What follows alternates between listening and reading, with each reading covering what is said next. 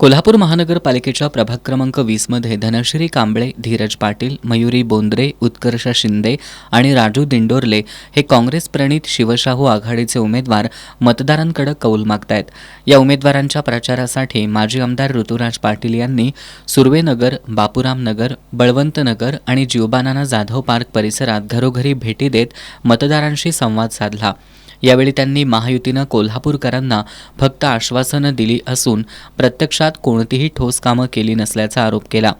जनतेचा काँग्रेस पक्षावर विश्वास असून प्रभाग क्रमांक 20 मधील स्वच्छ प्रतिमेचे 5ही उमेदवार विकासाचा रथ पुढे नेतील असा विश्वासही त्यांनी व्यक्त केला. महायुतीनं या 5 वर्षामध्ये किंवा या 2.5 वर्षामध्ये केलेला कारभार हा लोकांना पसंत नाही आहे. होणारा शेतकऱ्यांना त्रास, होणारे दिसणारे आपल्याला आपल्या कोल्हापूरमधले खड्डे किंवा कचऱ्याचे व्यवस्थापन, त्यामुळे लोकांना एक चीड आहे महायुतीबद्दल की ते फक्त बोलतात. ते आपण म्हणतो ना की रील्स असतात आणि आपण पहिली रील बघतो आणि 10वी रील आल्यानंतर पहिली रील कुठली आहे हे लोकांच्या लक्षात नसतं. तसं त्यांचे आश्वासन आहे.